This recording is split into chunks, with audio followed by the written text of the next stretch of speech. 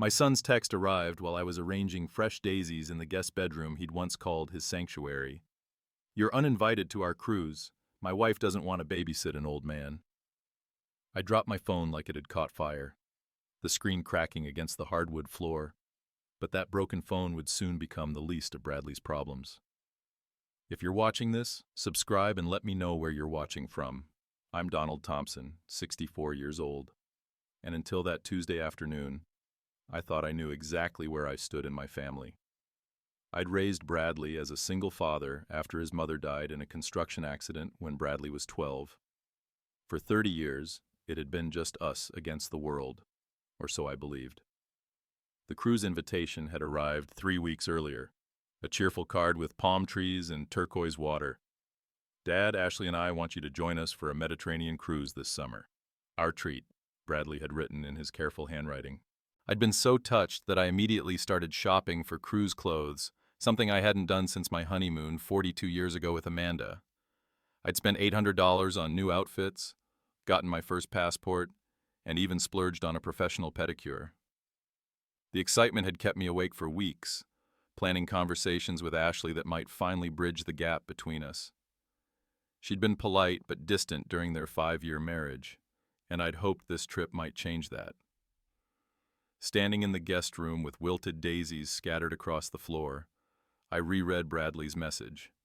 The cruelty wasn't just in the words, but in the timing. The cruise was next week. My bags were already packed downstairs. My neighbor arranged to collect mail, my garden watered for a month-long absence.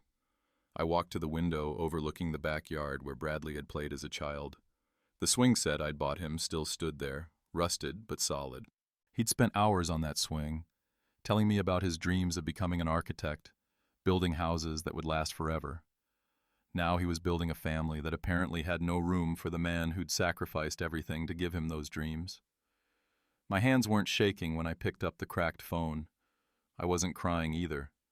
Something colder had settled in my chest, something that felt almost like relief, because Bradley had finally shown me exactly who he'd become.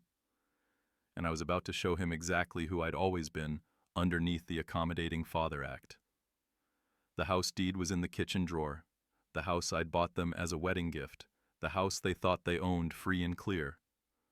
But legal ownership and moral ownership are two very different things, and Bradley was about to learn that lesson the hard way. That evening, I sat in my late wife Amanda's study, surrounded by file folders I hadn't touched in 5 years. The house deed lay spread across the mahogany desk, every legal detail crystal clear under the banker's lamp. My name alone appeared as owner, just as I'd planned when I'd given Bradley and Ashley what they believed was their dream home. The phone rang twice before Bradley answered. "Dad, I got your message. Look, I know you're upset about the cruise, but Ashley really feels—" "Bradley," I interrupted, my voice calmer than I felt. "We need to talk about the house on Elmwood Street." Silence stretched between us like a taut wire. When he finally spoke, his tone had shifted from defensive to confused. "What about it, Dad? That's our house. You gave it to us for our wedding." "I let you live in it," I corrected gently. "There's a difference." More silence. Then Ashley's voice in the background, sharp and demanding. "What's he talking about?" "Tell him we're busy packing." I'd spent the afternoon with my attorney, Margaret Caldwell, reviewing the papers I'd signed 5 years ago. The house transfer had been structured as a gift with specific conditions, conditions that Bradley had apparently forgotten in his eagerness to claim ownership.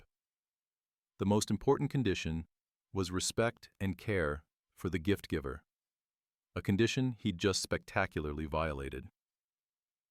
"Bradley, I'm going to text you some documents to review. We'll discuss them when you return from your cruise." "Dad, what documents?" "You're scaring me." I almost smiled at that. "Have a wonderful time in the Mediterranean, son. Don't worry about me. I'll be fine." After hanging up, I called Margaret Caldwell's office and left a message for her assistant. "Please begin processing the Elmwood Street property transfer full documentation by Friday." Then I did something I hadn't done in years. I opened Amanda's old travel books, the ones we'd collected but never had time to use. France, Italy, Ireland, places we'd promised ourselves we'd visit when we retired. Before that accident stole that dream away, the irony wasn't lost on me. Bradley was taking his wife on a cruise while uninviting his father, not knowing that his father was about to take himself on a much more permanent vacation. And unlike his cruise, mine wouldn't have a return date. I poured myself a glass of Amanda's vintage bourbon, the bottle I'd been saving for a special occasion. Apparently, legal consequences qualified as special. Outside, evening shadows crept across the lawn, and somewhere in California, Bradley was probably trying to explain to Ashley why his father had suddenly become interested in property law. By morning, I would own one less house and gain one unlimited future. The question wasn't whether I could do this. It was whether I was finally brave enough to become the man Amanda had always believed I could be. Friday morning arrived with the paperwork from Margaret Caldwell's office. Every document perfectly executed, every signature notarized, every legal requirement satisfied. The house on Elmwood Street was now officially for sale, with proceeds to be held in trust pending Bradley's return from his Mediterranean adventure. I stood on the front porch of my own home, sipping coffee and watching the for sale sign being installed across town through binoculars. The real estate agent, Patricia Wells, had assured me she could move the property quickly. 3-bedroom colonial in that neighborhood. We'll have offers by Monday. My phone had been buzzing constantly since yesterday. Bradley calling from the airport, then from their hotel in Barcelona. Ashley's number appearing repeatedly, though she'd never called me directly in 5 years of marriage. I'd let every call go to voicemail. The messages grew increasingly frantic. Dad, Patricia Wells called saying, "Our house is for sale. This has to be a mistake." Then, "Dad, please call me back. Ashley is freaking out." And finally, this morning, we're flying home. Cancel whatever you think you're doing. But I wasn't canceling anything. I was accelerating. Margaret Caldwell arrived at 11 with final documentation and a bottle of champagne. "You know, Donald," she said, settling into Amanda's old chair, "in 30 years of practicing law, I've never helped anyone execute quite such an elegant response." "It's not revenge," I corrected, though I was smiling. "It's consequences." Bradley made a choice when he sent that text. He chose to treat his father like a burden rather than a blessing. I'm simply responding to his choice with one of my own. We reviewed the trust documents. Everything Bradley and Ashley had paid toward the house over 5 years, mortgage payments, improvements, taxes, was being calculated and would be returned to them. I wasn't stealing from them. I was reclaiming what had always been mine while ensuring they weren't financially devastated. "Where will you go?" Margaret asked. I showed her the travel brochures I'd collected. "I'm thinking Ireland first. Amanda always said her grandmother's cottage in County Cork was the most beautiful place on earth. Then maybe France, Italy, wherever the wind takes me. And if Bradley wants to reconcile when he returns." I considered this carefully. He'll have to prove he's learned something about respect and humility and the difference between having a father and deserving one. After Margaret left, I began packing. Not everything, just enough for a long journey with an uncertain destination, clothes that made me feel confident, books I'd been meaning to read, photographs of Amanda, and happier times with Bradley. The house felt different already, lighter somehow. For 5 years, I'd been living as if I were shrinking, making myself smaller to accommodate Bradley and Ashley's vision of what a father-in-law should be. Quiet, convenient, grateful for whatever scraps of attention they offered. But I'd forgotten something important. I'd forgotten that I was Donald Thompson, the man who'd raised a son alone, who'd built a successful career teaching high school literature, who'd loved and been loved by a remarkable woman. Somewhere along the way, I'd let myself become just Bradley's dad, instead of remembering I was also Amanda's husband. And most importantly, my own person. Saturday brought rain and the first serious offer on the Elmwood Street house. Patricia Wells called at 9 with news that would change everything. "Donald, we have 3 offers, all above asking price. One buyer wants to close in 10 days. Cash sale. I sat in my kitchen watching raindrops race down the window and felt something close to euphoria. Accept the highest offer, Patricia. And yes, 10 days is perfect. Bradley and Ashley's flight would land tomorrow evening. They'd return to find strangers measuring windows for new curtains and a sold sticker across the for sale sign. The timing was so perfect it felt like the universe was finally paying attention to my prayers. My phone rang again. Bradley's number this time. I answered. Dad, thank God. We've been trying to reach you for 3 days. What is happening? Why is our house for sale? His voice carried that particular blend of panic and indignation that I remembered from his teenage years when consequences caught up with his choices. But he wasn't 16 anymore, and this wasn't about missing curfew. Bradley, I told you we'd discuss this when you returned. How's the cruise? How's the cruise, Dad? Our house is being sold. Ashley hasn't stopped crying since we found out. She's making herself sick over this. I'm sorry Ashley is upset, I said, and meant it. But you both made your feelings about me very clear. I'm simply responding accordingly. What feelings? Dad, you're being dramatic. Ashley just thought the cruise would be more romantic with just the two of us. It wasn't personal. I closed my eyes, remembering the exact words of his text. Bradley, you called me an old man who needed babysitting. You uninvited me from a family vacation with less ceremony than you'd cancel a dentist appointment. How exactly was that not personal? Silence. Then Ashley's voice in the background. Shrill and demanding. I couldn't make out words, but the tone was unmistakable. Blame, anger, desperation. Dad, just don't sell the house. Please, we'll pay you rent if that's what you want. We'll figure something out. The house sold this morning, Bradley. Closing is Tuesday. The silence that followed was so complete, I wondered if the call had dropped. When Bradley spoke again, his voice was smaller, younger. Where are we supposed to live? I don't know, son, but I suspect you'll figure it out. You're both very resourceful adults. After hanging up, I made myself lunch and continued packing. Tomorrow evening, Bradley and Ashley would land at Cleveland Hopkins Airport and drive home to a house that was no longer theirs. They'd use their key in a lock that had already been changed, ring a doorbell that would be answered by the new owners.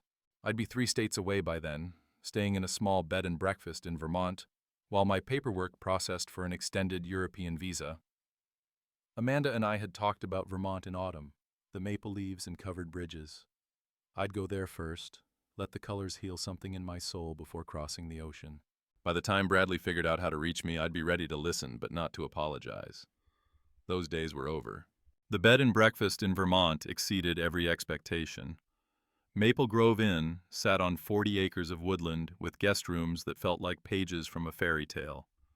I'd booked the Rose Room with its antique 4-poster bed and windows overlooking a small pond where geese gathered each morning. It had been 3 days since Bradley and Ashley returned to find strangers living in their former home. 3 days since I'd driven north into a new life, leaving behind 34 years of single fatherhood and 5 years of being treated like an inconvenient relative. Sarah, the inn's owner, was a woman about my age who'd left corporate law to chase a dream of hospitality. We'd bonded over coffee and her homemade scones, sharing stories of late-life reinvention and the courage it takes to start over. Any regrets? She asked that morning as we watched the geese through her kitchen window. About the house? None. About taking so long to stand up for myself every day. My phone had been silent since Tuesday. Either Bradley was too shocked to call, or Ashley had convinced him that his father had lost his mind. Both possibilities seemed equally likely. But I wasn't the same man who'd received that cruel text message 8 days ago. That man had been living small, grateful for crumbs of affection from a son who'd forgotten he deserved more. This man was sitting in a charming inn in Vermont, planning a European adventure that would have made Amanda proud. Margaret Caldwell had called yesterday with final numbers. After returning Bradley and Ashley's payments and covering legal fees, I'd cleared enough from the house sale to fund 2 years of comfortable travel.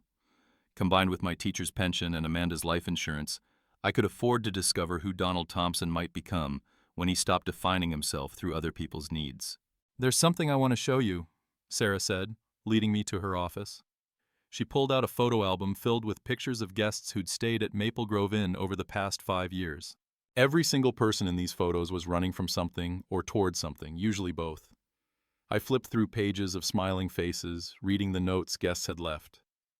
Stories of divorce, retirement, loss, new beginnings. Women my age starting art careers, men learning to cook, couples rediscovering each other after children left home. "Where do you think you're running?" Sarah asked gently. I thought about Bradley as a boy, climbing into my bed during thunderstorms. I thought about Ashley, polite but distant at every family gathering. I thought about Amanda, who died believing our son would take care of me in my golden years. I'm not running from anything, I realized as I spoke. I'm running toward the man I was before I became afraid of taking up too much space in my own life. That afternoon, I drove to the local library and used their computer to book my flight to Ireland. Shannon Airport, County Clare. Departure in 2 weeks. Enough time to get my affairs in order, say goodbye to friends who'd wondered why I'd seemed so diminished lately. The librarian, a kind woman with silver braids, helped me print my boarding pass. First time to Ireland? First time anywhere, really. My wife and I planned to travel after retirement, but cancer had other plans. She smiled knowingly. My Harold was the same way, always putting off adventures until someday. I learned after he passed that someday never comes unless you make it today. As I drove back to Maple Grove Inn, my phone finally rang. Bradley's number. This time I felt ready to answer. "Dad, we need to talk." Bradley's voice carried none of its usual confidence. 3 days of sleeping in a hotel while searching for a rental had apparently humbled him considerably. "I'm listening," I said, settling into the comfortable chair by my window.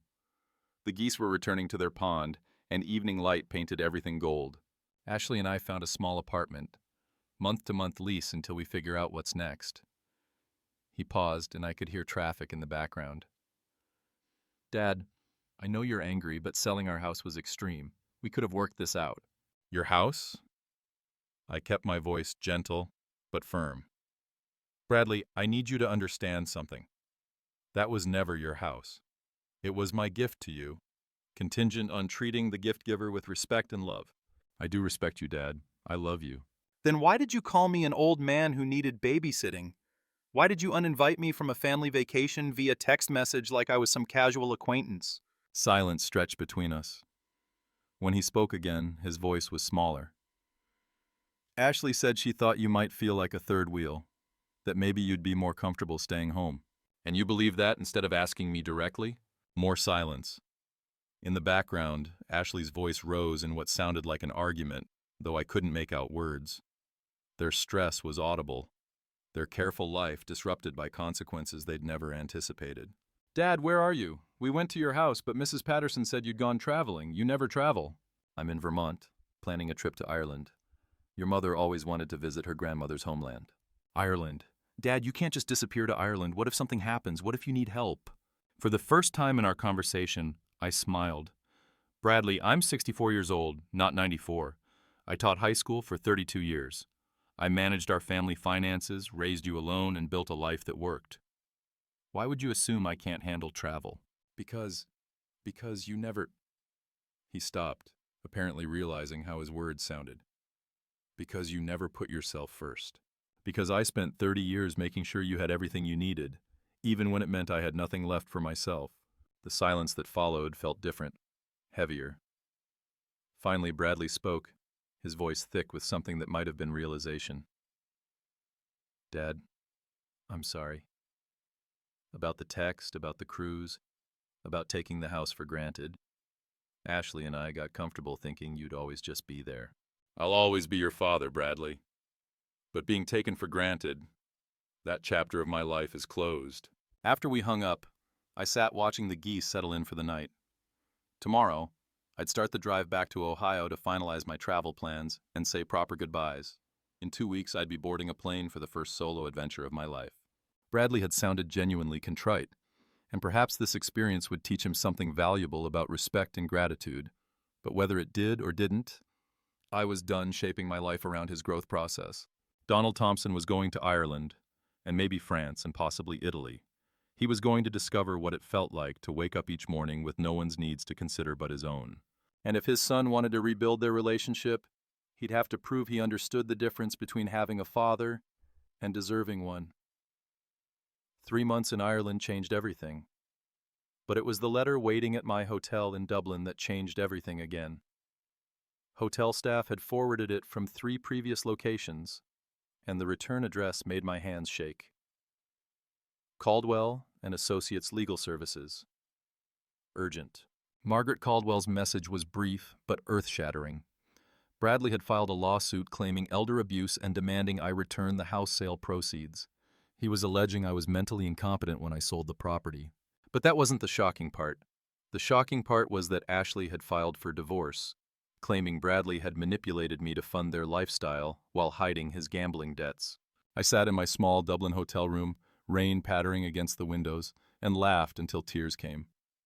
Bradley, my responsible architect's son, had apparently been living a double life.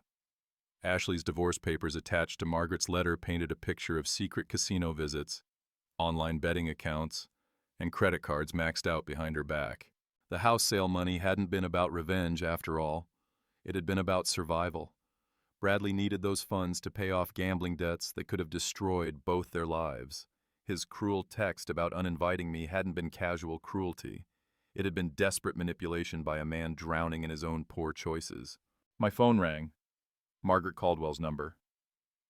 Margaret, I assume you've read my letter. Every word. Is it true? The gambling?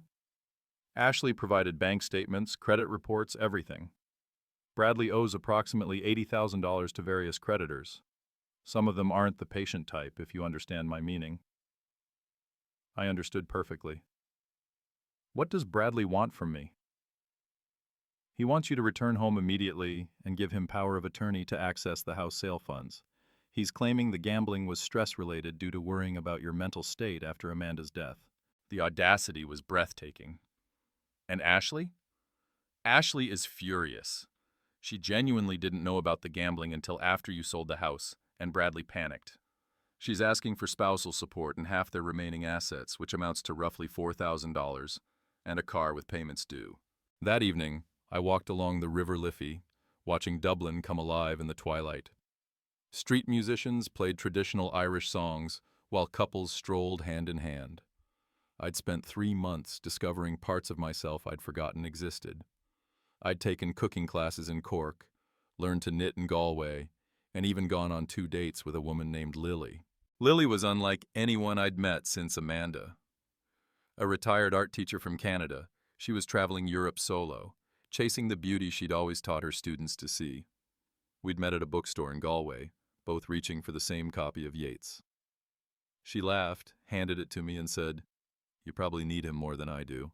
We'd kept running into each other by accident, or maybe fate, sharing meals, swapping stories. There was a warmth in her presence, a quiet understanding that didn't demand or judge. She never asked about Amanda directly, but when I spoke of my late wife, she listened with respect, not pity. Now Bradley needed me to save him from consequences he'd created while treating me like a burden. The irony was so perfect it felt scripted. I flew back to Ohio 2 days later, but not to rescue Bradley. I returned to face him as the man I'd become, not the accommodating father I'd been. Margaret Caldwell met me at the airport, her expression mixing professional concern with personal curiosity. "You look different," she observed as we drove toward her office. Ireland agreed with me. I touched my shorter, more stylish haircut and smiled.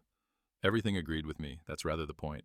Bradley was waiting in Margaret's conference room, looking like he'd aged 5 years and 3 months. Dark circles under his eyes, clothes that hung loose on his frame, hands that trembled slightly when he reached for his coffee cup. This wasn't the confident man who'd sent that cruel text. This was someone who'd hit bottom and was still falling. "Dad, thank God you came back." He stood to hug me, but I remained seated. "Sit down, Bradley. We need to discuss your situation." Margaret spread documents across the table. Bank statements, credit reports, loan agreements, and divorce papers. The evidence of Bradley's secret life laid out in black and white. $87,000, I said, reading from the credit summary. "How long have you been gambling?" His face flushed red. It started small. Just poker nights with guys from work, then some online stuff. It got out of hand after Mom died. Amanda died 5 years ago. I know, but losing her, watching you struggle with grief, it was stressful. I needed an outlet. I set down the papers and studied my son. "So, your solution to my grief?" was to develop a gambling addiction, lie to your wife, and treat your father like a burden. I never meant for it to go this far. And the text about the cruise? I was just stressed about money. Ashley kept talking about how expensive it would be to pay for 3 people instead of 2. Margaret cleared her throat. Bradley, your father isn't here to be lectured about your financial planning. He's here because you're claiming he was mentally incompetent when he sold the house. Bradley's face went pale. I had to say something. These people I owe money to, they're not patient. They're talking about broken legs and worse. Whose fault is that? I asked calmly. I know it's my fault. But Dad, you have the money. You could help me fix this. I leaned back in my chair, thinking about Lily in Dublin, who'd told me stories of starting over after her own divorce. She'd said once, sometimes helping someone means not saving them from their own fire, but standing nearby so they know they're not alone. What exactly are you asking me to do, Bradley? Give me the house money. It's enough to pay off the debts and start over. Ashley might even reconsider the divorce if I can prove I'm getting help. And what do I get in return? Bradley looked confused by the question. You get your son back. Your family. I almost laughed. Bradley, I've spent 3 months in Ireland discovering that I already have everything I need. I don't need to buy back your respect or Ashley's tolerance. The next morning brought a call that changed the entire dynamic. Margaret Caldwell phoned at 7 a.m. with news that made everything clear. Donald, I've been investigating Bradley's creditors. 3 of his debts are to legitimate credit card companies, but the big ones, the ones he's worried about, are to illegal gambling operations. If we pay them, we could be charged with money laundering. I sat up in my hotel bed, suddenly wide awake. What are you saying? I'm saying Bradley isn't just in financial trouble. He's in legal trouble. The FBI has been investigating the online gambling ring he was involved with. Several participants have already been arrested. An hour later, I was back in Margaret's office, this time with FBI agent Sarah Chen, a sharp-eyed woman who'd been tracking Bradley's activities for months. Mr. Thompson, your son has been gambling with an illegal operation that launders money for organized crime. His debts aren't just to casino operators. They're to people who use gambling debts to trap individuals into other illegal activities. What kind of activities? Money laundering, mostly. Bradley hasn't crossed that line yet, but he's being pressured. His sudden need for $87,000 isn't just about paying debts. It's about avoiding being forced into criminal activity. I thought about Bradley's desperation, his claims about broken legs, and worse. What happens if I give him the money? 2 problems. First, it likely violates federal money laundering statutes. Second, it doesn't solve his real problem. These people don't just want money, they want ongoing compliance. Paying them off would just make Bradley a more valuable asset. Agent Chen showed me photographs of other gambling victims who'd gotten trapped in the same web. Respectable professionals who'd started with small bets and ended up as unwilling participants in criminal enterprises. What are my options? Cooperate with our investigation. Let us wire Bradley with recording equipment when he meets his handlers. Help us build a case against the operation while keeping your son out of prison. I left the FBI office with my head spinning. 3 months ago, my biggest worry was planning a European vacation. Now, I was being asked to help catch criminals who'd trapped my son in a web of debt and illegal activity. But something had changed in me during those months in Ireland. I'd discovered I was stronger than I'd ever imagined, more resourceful, more independent. I'd also learned the difference between helping someone and enabling them.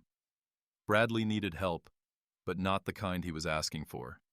He needed to be freed from the criminal web he'd gotten caught in, even if it meant facing consequences he'd rather avoid. That evening, I called him. Bradley, we need to meet tomorrow, but not to discuss money. The coffee shop where Bradley and I met felt like neutral territory, busy enough for privacy, but public enough for safety. He looked terrible, unshaven, jumpy, constantly checking his phone. Dad, did you think about what I asked? These people, they're getting impatient. I know exactly who these people are, Bradley. I spent yesterday with the FBI learning about the illegal gambling operation that has you trapped. His face went white. Coffee cup froze halfway to his lips. FBI. Dad, what did you do? I found out the truth. You're not just in debt. You're being groomed for criminal activity. These people don't want their money back. They want you as a permanent asset. Bradley's hands started shaking. You don't understand. If I don't pay them by Friday, they'll hurt Ashley. They know where she works, where her sister lives. They've made it very clear. For the first time since this ordeal began, I felt genuine fear. Not for myself, but for the innocent people being threatened because of my son's choices. Bradley, there's a way out, but it requires courage. The FBI wants you to cooperate with their investigation. Help them build a case against these people. You want me to wear a wire? Dad, these aren't white-collar criminals. These are dangerous people who hurt anyone who crosses them. I reached across the table and took his shaking hands. Son, you're already in danger. Ashley's already in danger. The only way out is through. We sat in silence while Bradley processed this information. Around us, normal people lived normal lives, unaware that a few poor choices could lead to criminal entanglement in federal investigations. What happens if I cooperate? He finally asked.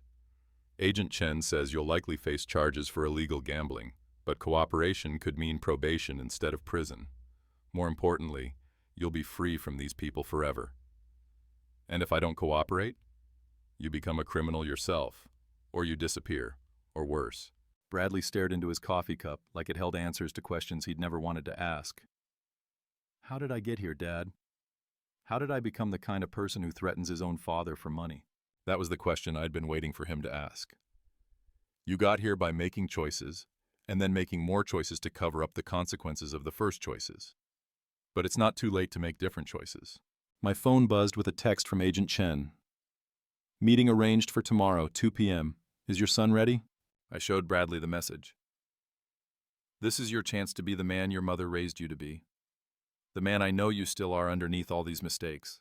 For the first time in months, Bradley looked me directly in the eyes. Will you come with me to the FBI meeting? Yes, I said without hesitation. But not to pay your debts or clean up your mess. I'll come as your father, supporting you while you fix this yourself. He nodded, tears finally coming. I'm sorry, Dad, for everything. The text, the house, treating you like you owed me something instead of remembering everything you gave me. I know you are, son. Now let's figure out how to get you out of this mess with your integrity intact.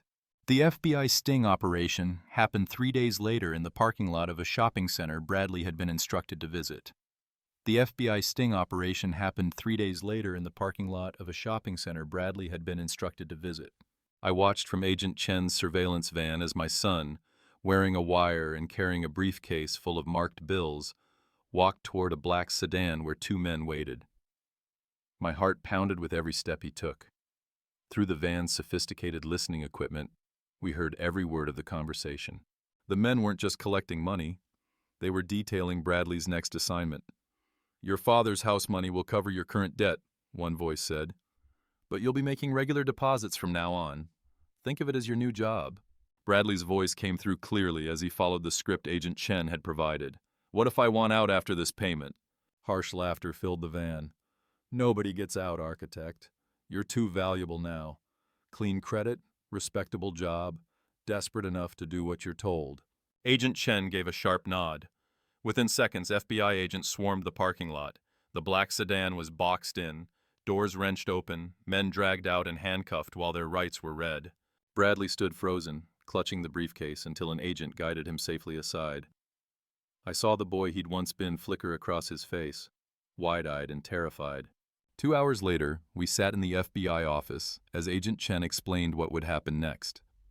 The gambling ring your son was involved with is part of a larger operation that's defrauded victims across 3 states. His cooperation provided the final evidence needed to dismantle the entire network. Bradley shifted in his chair, pale and exhausted. What happens to me? You'll face charges for illegal gambling, Agent Chen said, her tone professional but not unkind. But given your cooperation and the coercive circumstances, we're recommending probation and mandatory addiction counseling. Bradley's shoulders sagged, half relief, half shame. What about Ashley? Is she safe now?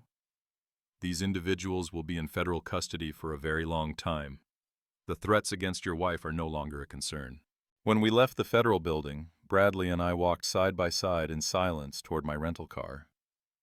The man beside me looked more like my son again, not the desperate stranger who'd once sent me that cruel text. Finally, he spoke. Dad, I know I don't deserve forgiveness, but is there any chance we can rebuild our relationship? I stopped walking and faced him. Bradley, I've learned something important these past few months. I can't rebuild our relationship for both of us. You'll have to prove, through actions, that you understand the difference between having a father and deserving one. What does that mean? It means respecting me as a person, not just as someone who's supposed to meet your needs. It means understanding that my life has value beyond what I can provide for you. Bradley nodded slowly. I'd like to try, if you'll let me. I'm going back to Ireland next month, I said. I've rented a cottage in County Cork for 6 months. You're welcome to write letters, real letters, where you tell me about the work you're doing on yourself. Just letters? His voice cracked. For now. I need to continue discovering who Donald Thompson is when he's not defined by being Bradley's father. And you need to discover who Bradley Thompson is when he's not dependent on his father's resources. We hugged goodbye in the parking lot, but it felt different from every embrace before. This one felt like a beginning rather than an ending. 6 months later, I would receive Bradley's first letter describing his progress in addiction counseling and his efforts to rebuild his life. Ashley had even withdrawn her divorce papers after learning the full truth. But that afternoon, driving away from the federal building, my mind wasn't on Bradley. It was on Lily. She had written me a postcard from Provence, where she was sketching lavender fields and drinking wine in the late summer sun. Donald, the world is wider than grief. Come find me when you're ready. For the first time in decades, I allowed myself to imagine a future that wasn't defined by sacrifice or duty, but by choice, by love that might come again. Bradley had once called me a burden. In the end, it was he who discovered what it meant to be carried. I thought selling the house was an act of revenge, but it turned out to be an act of salvation, for him and for me. Sometimes the best gift you can give someone is refusing to rescue them from consequences they need to face. My phone buzzed as I pulled onto the highway, a message from Lily. Still in Provence, still saving that bottle of wine. You? I texted back, on my way. The man who had once been broken by a cruel text was now driving toward an airport, toward the woman who reminded him that life doesn't end at loss. It begins again, if you let it.